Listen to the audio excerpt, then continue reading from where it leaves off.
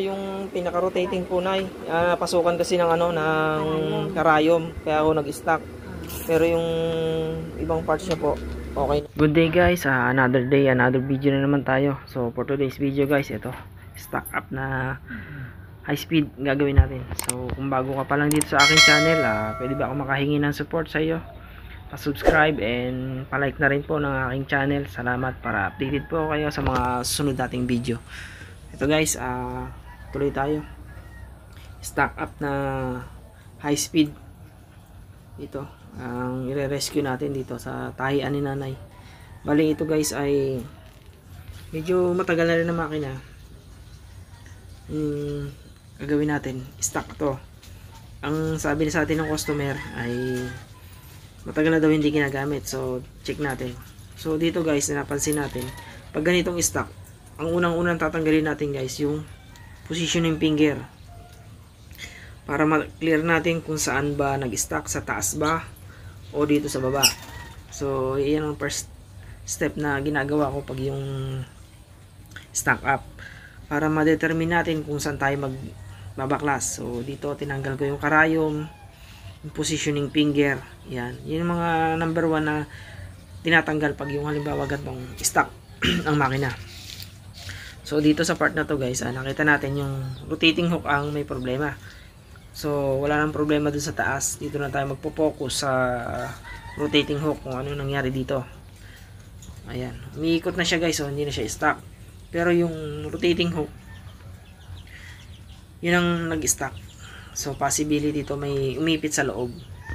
Ayan, ang gagawin natin dito guys ay yung kumuha kayo ng maliit na screw. Ayan, tusok nyo dun sa pinakabutas ng dinadaanan ng karayom, tapos ikalang nyo dun sa gitna. Ayan, tapos ikutin nyo ng dahan-dahan kung saan siya lumaluwag, pataas o pababa. Basta may tendency gumalaw siya, dun nyo tutukusan. Pwede rin nyo lagyan ng konting langis yung daanan ng rotating.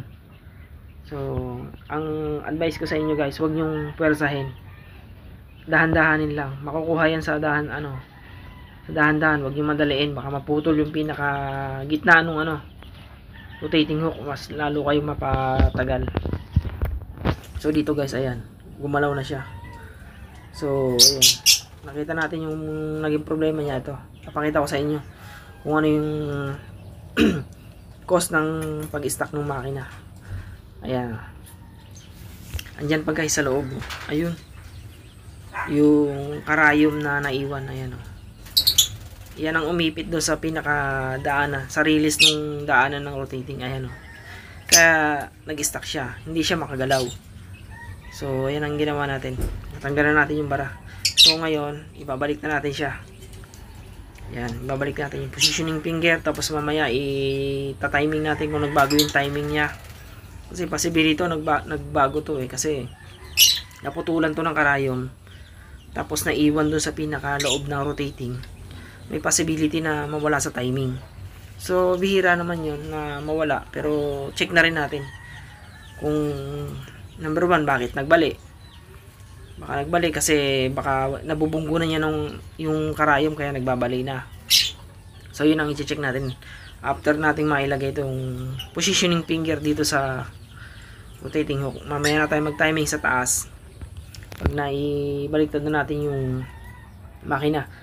Yan. So dito sa part na to guys, ayan, nagiliha ko lang yung part na magaspang, siguro natamaan ng karayom yun kaya gumaspang.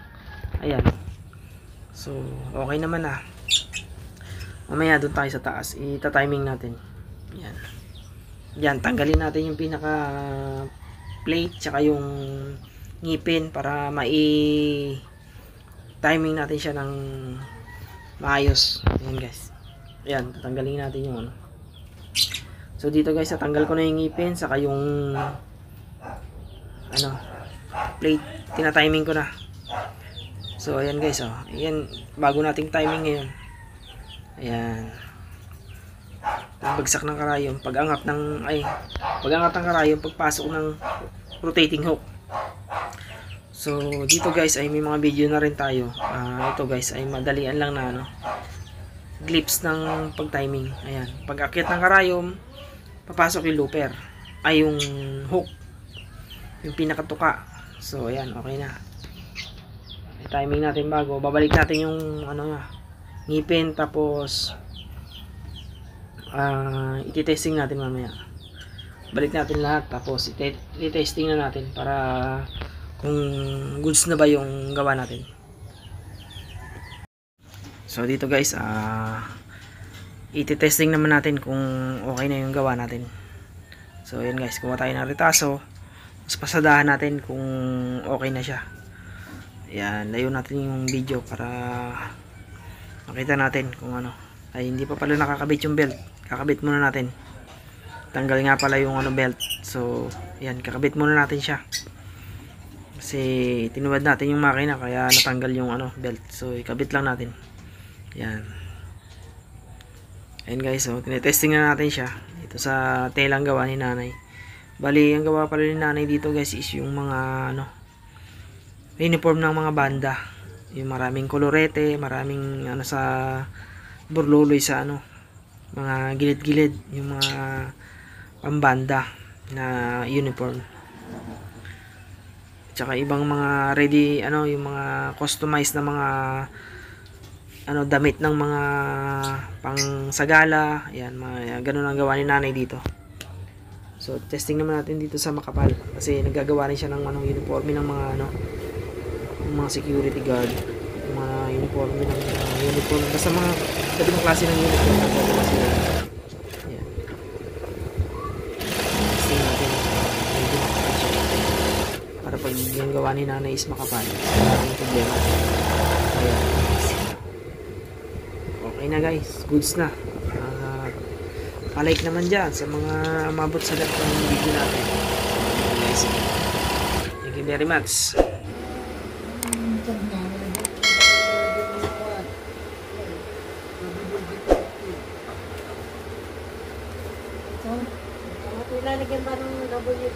Yung ano, yung pinaka-rotating punay, pasukan kasi ng ano, ng karayom, kaya ako nag-stock. Pero yung ibang parts niya po, okay naman. Pasukan kasi ng ano, nabalian ng karayom, doon po pumasok mismo sa ano, sa rotating hook, kaya po nag-stock yan. Dito sa ibang parts niya po, okay naman, wala namang problema. Ano ko naman, pinang-animan ko, tapos dito na-stock lang.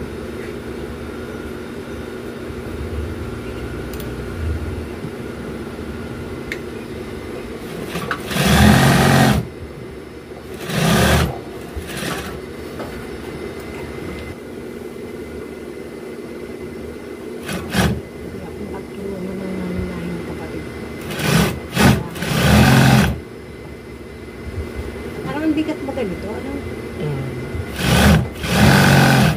Sa talaga brother. Sa tagal na rin po siguro ng ano, ng makina. Pero maayos naman po na eh, ang takbo niya. Saka maganda ito. Bago ko pa itong binili. Sinaunang makina po, mga brother po yun, original. Sabi nga daw, pero mas una ko pa itong binili kaysa dito. Mas una ko sa matining po kasi under ng mga original na brother eh. Basta maalagaan lang ho ng mga bago ito may stock.